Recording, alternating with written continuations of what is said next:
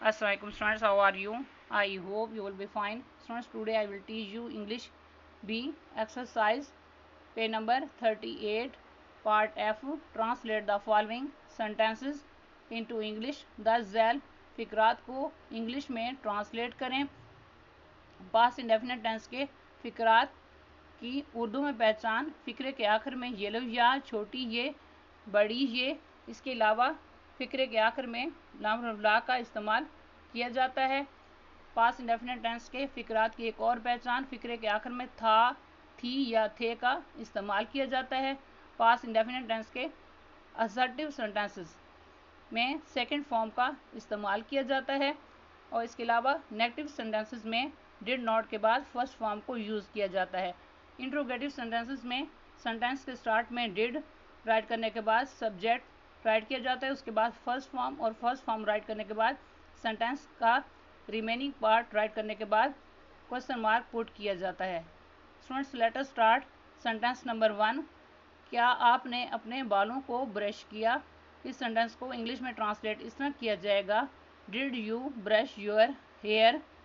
Next number 2 पर sentence है, मेरे अब्बू ने एक कार खरीदी।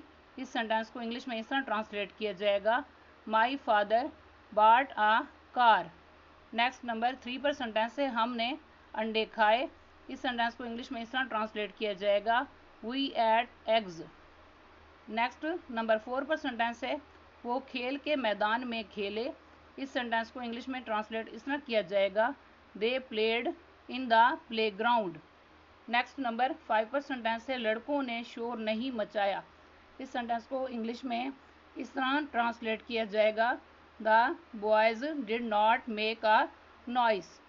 नेक्स्ट नंबर 6 पर सेंटेंस है, क्या आपने उसका इंतज़ार किया? इस सेंटेंस को इंग्लिश में इस तरह ट्रांसलेट किया जाएगा, did you wait for him? Next number 7 पर सेंटेंस है, क्या तुमने सच बोला? इस सेंटेंस को इंग्लिश में इस तरह ट्रांसलेट किया जाएगा, did you speak the truth?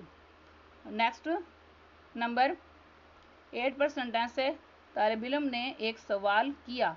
इस सेंटेंस को इंग्लिश में इस तरह ट्रांसलेट किया जाएगा, the student asked a question. Next number 9 पर सेंटेंस है, क्या आपके दोस्त ने आपके साथ ताउन किया? इस सेंटेंस को इंग्लिश में इस तरह ट्रांसलेट किया जाएगा, did your friend cooperate with you? Next number 10 पर सेंटेंस है, वो अपनी सहेलियों के साथ चिड़ियाघर गई।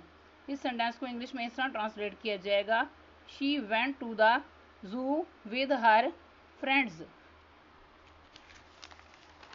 नेक्स्ट नंबर 11 पर सेंटेंस है, वो अपने दादा अबू के साथ बाजार गया।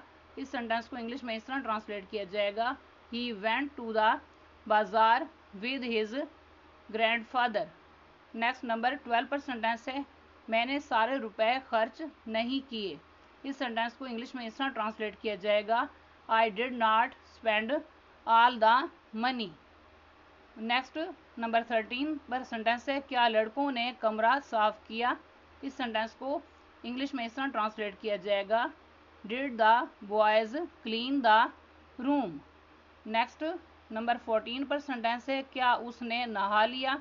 इस सेंटेंस को इंग्लिश में इस तरह ट्रांसलेट किया जाएगा, did he take a bath? Next number 15 पर सेंटेंस है, मैंने उससे बात ना की। इस सेंटेंस को इंग्लिश में इस तरह ट्रांसलेट किया जाएगा, I did not talk to him. Students, आज का लेक्चर यहाँ कंप्लीट हुआ।